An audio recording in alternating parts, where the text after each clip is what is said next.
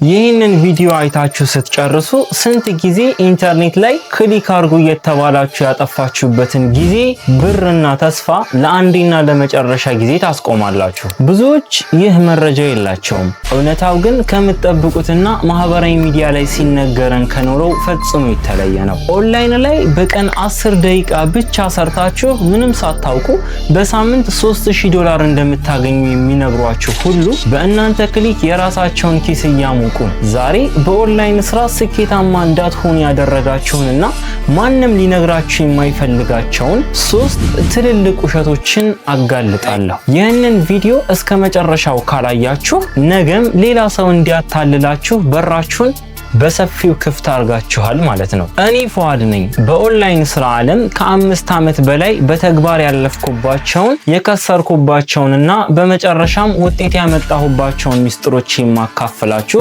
የፉአኒኬር የዩቲዩብ ቻናል መስራች። እኛ ጋር የህልም ሽያጭ የለም። መሬት ላይ ያለውንና እናንተን ብትሰሩበት የሚለውጠውን እውነታ ብቻ እናወራለን። እውነቱን እንነጋገር ቤተሰብ። ስንት ጊዜ ነው የኦንላይን ስራ ጀምራችሁ አይሆንም ብላችሁ የታዋችሁት? ስንት አፕሊኬሽንስ ጭናችሁ ሌሊት ሙሉ አይናችሁ እስኪቀላ ስክሪን ላይ አፍጣችሁ መጨረሻ ላይ ዊዝድራው ስትሉ አልሰራም ብሏችሁ ተስፋ የቆረጣችሁት? ችግሩ የእናንተ ሰነፍ መሆን አይደለም። ችግሩ የሰማችሁት መረጃ ሙሉ በሙሉ ውሸት መሆኑ ነው። ጎበዝ ስላልሆናችሁ ሳይሆን በእነዚህ ቀን በቀን በሚነገሩ የውሸት ተስፋዎች አእምሯችሁ ስለተሞላ ነው። አሁን እነዚህን ውሸቶች አንድ በአንድ እንፈትሻቸዋለን። ሰብስክራይብ አድርጋችሁ እንቀጥል። አንደኛውና ትልቁ ውሸት ምንም ሳታውቁ በወር $1000 ትከፈላላችሁ ታገኛላችሁ የሚለው ነው። አስቡት ቤተሰብ፣ በዓለም ላይ ያለምንም ዕውቀት $1000 የሚከፍል ደግ ድርጅት አለ ብሎ ማመን የዋህነት እንጂ አቅለኝነት ነው። የኦንላይን ስራ ነው እንጂ ቁማር አይደለም።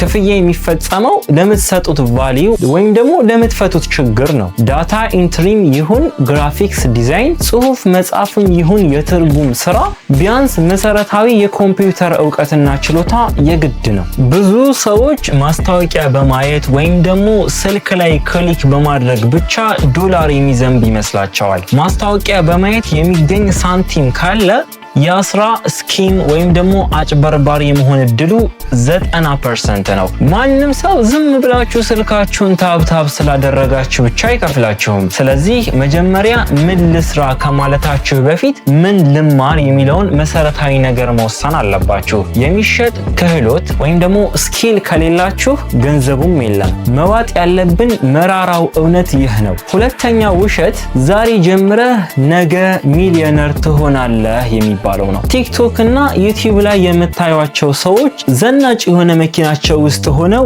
ይህን ሊንክ ተጫኑና እንደኔ ሁኑ ይሏችኋል። እነሱ ግን ያንን መኪና የተከራዩት ልክ እናንተ ያንን ሊንክ ስትጫኑ በሚያገኙት ኮሚሽን መሆኑን ማወቅ አለባችሁ። የኦንላይን ስራ የረጅም ጊዜ ሩጫ እንጂ የ100 ሜትር ውድድር አይደለም። እውነተኛ የኦንላይን ስራ ትልቅ ፕሮሰስ አለው። ትልቅ የሆነ ሂደት አለው። ልክ እንደ አትክልት ነው። መጀመሪያ ዘር ትዘራላችሁ፣ ትኮተኩታላችሁ፣ ታጠጣላችሁ። ከዚያ በኋላ ነው ፍሬ የምታጭዱት። የመጀመሪያውን $1 ለማግኘት ደጋግሜ በዚህ ቻናል ላይ ነግሬያችኋለሁ። የመጀመሪያውን $1 ለማግኘት ሳምንታት አልፎም ወራት ሊፈጅ ይችላል። ፈጣን ሀብት የሚባል ነገር እዚህ ዓለም ውስጥ የለም። ያለው በትዕግስትና በጥረት የሚያድግ ገቢ ብቻ ነው። ጊዜ የማይሰጥና የዛሬ ሳምንት ላምበርጊኒ መንዳት የሚፈልግ ሰው የኦንላይን ስራን ውጤት በጭራሽ አያይም። ወደ ሶስተኛው ውሸት እንሸጋገር። ይህ ስራ ለነጮች፣ ኮምፒውተር ላላቸው ወይም ደግሞ ሚስጥራዊ ዌብሳይት ለሚያውቁ ብቻ ነው። አንዳንዴም ውጭ ሀገር ካልሆን ኢትዮጵያ ላይ ሆነን ይህን ስራ ጭራሽ ልንሰራ አንችልም የሚባለው ውሸት ነው። ይሄ ደግሞ ተስፋ ለማስቆረጥ የሚነገር ፍጹም ስህተት ነው። ብዙ ሰው እኛ ሀገር አይሰራም ወይም ደግሞ ያ ሚስጥራዊ ዌብሳይት ምንድነው በማለት ይጠይቃል። ሚስጥራዊ የሚባል ዌብሳይት የለም። በአሁን ሰዓት ከኢትዮጵያ ከቤታቸው ሆነው የዓለም ገበያ ላይ የሚሰሩ ስንት ጎበዝ ወጣቶች አሉ።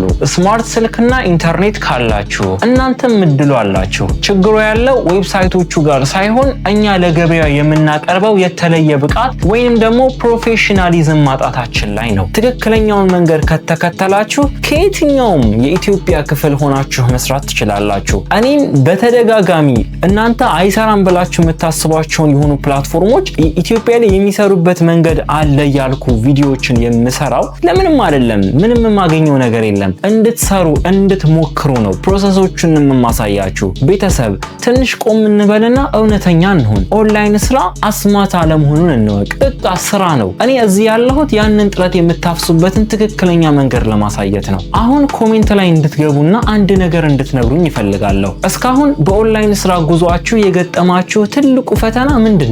ስንት ጊዜስ በውሸት ሊንኮች ተበልታችሁ ታውቃላችሁ? ሐሳባችሁን ጻፉልኝ። እኔ እያንዳንዱን ኮሜንት አነባለሁ፣ መልስም እሰጣለሁ። አሁን ወደ ዋናው ቁም ነገር እንመለስ። የእስካሁኑ ቁም ነገር አይደለም እንዴ? በደንብ ቁም ነገር ነው። ነገር ግን ጠቅለል አድርጌ ወደ ዋናው ሐሳብ ልምጣ።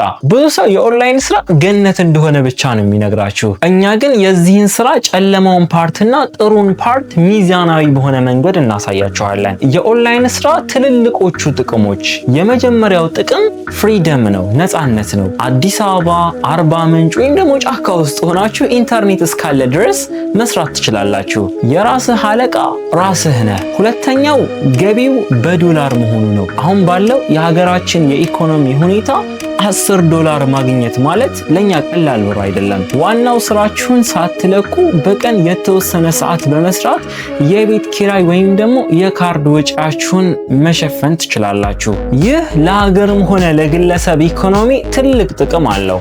ማንም የማይነግራችሁ ጉዳቶችና ተግዳሮቶችን ደግሞ ላንሳ። በመጀመሪያ የስራ ዋስትና ማጣት አለ። ዛሬ ስራ ኖሮ ነገ ላታገኝ ትችላለህ። በኦንላይን ዓለም ቋሚ የሆነ ወርሃዊ የሆነ ደሞዝ የለም። በአንድ ወር ብዙ አግኝታችሁ በሌላኛው ወር ባዶ እጃችሁን ልትቀመጡ ትችላላችሁ። ሌላኛው ትልቁ ፈተና ብቸኝነት ወይም ደግሞ አይዞሌሽን ነው። ቀኑን ሙሉ ስክሪን ላይ አፍጥጣችሁ ስለምትሉ ከሰው ጋር የመገናኘት እድላችሁ ዝቅተኛ ይሆናል። በተጨማሪም የኢንተርኔትና የመብራት መቆራረጥ እኛ ሀገር ላይ ትልቁ ራስ ምታት ነው። ስራ እየሰራችሁ ማብራት ሲጠፋ የሚሰማው ስሜት ምን ያህል ከባድ እንደሆነ ሁላችንም እናውቀዋለን። ከዚህ ሁሉ ውሸትና ፈተና የምናመልጥበትና ትክክለኛው መፍትሄ ልንገራችሁ። በየትኛውም የኦንላይን ስራ ላይ ውጤታማ ለመሆን እነዚህን 4 ወሳኝ ደረጃዎችና የአስተሳሰብ ለውጦች ተግባራዊ ማድረግ ግዴታ ነው። አንደኛው ደረጃ ክህሎትን መምረጥ እና ማዳበር። መጀመሪያ የምትሸጡትን ዕውቀት ለዩ። እኔ በምን ጎበዝ ነኝ ብላችሁ ራሳችሁን ፈትሹ። መጻፍ ወይም ደግሞ ኮንተንት ራይቲንግ ትወዳላችሁ ወይንስ ቪዲዮ ኤዲቲንግ ወይስ የቨርቹዋል አሲስታንት? ካላወቃችሁ ምንም ችግር የለውም። ዩቲዩብ ላይ ገብታችሁ በነፃ መማር ትችላላችሁ። ቢያንስ ከ3 እስከ 6 ወር ራሳችሁን አሰልጥኑ። ዕውቀት በሌለበት እድል ብቻውን ውጤት አያመጣም። ደረጃ 2 ትክክለኛውን ፕላትፎርም መምረጥ። ሚስጥራዊ አፕሊኬሽን ፍለጋ ጊዜያችሁን ከምታጠፉ የታወቁና ትክክለኛ ክፍያ ወደሚፈጽሙ መድረኮች ሂዱ። እንደ አፕወርክ፣ ፋይበር ወይም ደግሞ ፍሪላንሰር ባሉ ታዋቂ ድረገጾች ላይ ፕሮፋይል ክፈቱ። ለትናንሽ ስራዎች ወይም ደግሞ ለማይክሮ ጆብስ ደግሞ ከዚህ በፊት እንዳየናቸው ቋንቋ ለማስተማር አይቶኪ፣ ዳታ ለማደራጀት ቶሎካ፣ ፎቶ ለመሸጥ ሸተርስቶክ፣ እንደዚሁም ጽሁፎችን ለማቅረብ ሚዲየም። እነዚህ ምርጥ አማራጮች ናቸው። ደረጃ 3 ፖርትፎሊዮ መገንባት። ደንበኛ የሚያምነው ያያቸውን ስራዎች እንጂ እችላለሁ የሚለውን ቃላቶቻችሁን አይደለም። ስራ ሳታገኙ በፊት በራሳችሁ ጊዜ የሰራችኋቸውን ምርጥ ስራዎች አዘጋጅታችሁ አቅማችሁንና የሙያ ብቃታችሁን ለሰው ማሳያ አድርጉ። ዋናውና የመጨረሻው 4ኛው ክፍል ፔይመንት ሜተድ ነው። ስለዚህም ከዚህ በፊት የሰራሁላችሁ ዝርዝር ቪዲዮ አለ። ይህ ብዙዎችን የሚያስጨንቅ ነው። ኢትዮጵያ ውስጥ ሆናችሁ ክፍያ ለመቀበል የባንክ አካውንታችሁን ከሊንክዲን ጋር ማገናኘት ወይም ደግሞ ፔይኖር አካውንት ማዘጋጀት ግድ ነው። ስለዚህ ፔይኖርን የተመለከተ ፉል ቱቶሪያል ቪዲዮ ሰርቼላችኋለሁ። አፍተር ደግሞ ሰሌሎች አማራጮችም የሰራኋቸው ቪዲዮዎች አሉ። ገብታችሁ እዛ ላይ መመልከት ትችላላችሁ። ለኮሜንቶቻችሁ ደግሞ በቀጥታ መልስ እሰጣችኋለሁ። በተጨማሪም አንድ ስራ ከመጀመራችሁ በፊት ያ ድርጅት ለምን ይከፍለኛል የሚለውን ጠይቁ። ምክንያቱ ግልጽ ካልሆነ ስራው አጭበርባሪ ነው። ስራውን እንደ ሙያ እዩት። በቀን የተወሰነ ሰዓት መድቡለት እንጂ ካስታወስኩት እሰራዋለሁ አትበሉ። ጥራት ያለው ስራ ካቀረባችሁ ክፍያችሁ በራሱ ጊዜ እያደገ ይመጣል።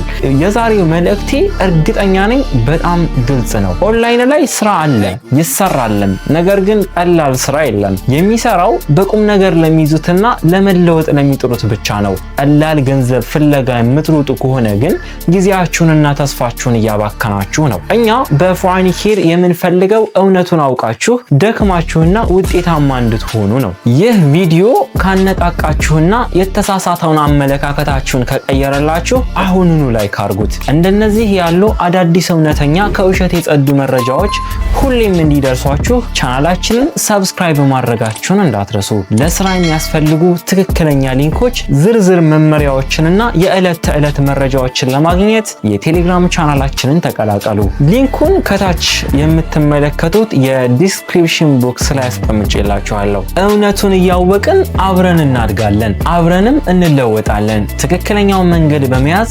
በታማኝነትና በትጋት ስሩ። በቀጣይ ቪዲዮ እስክንገናኝ ድረስ ማሰላም።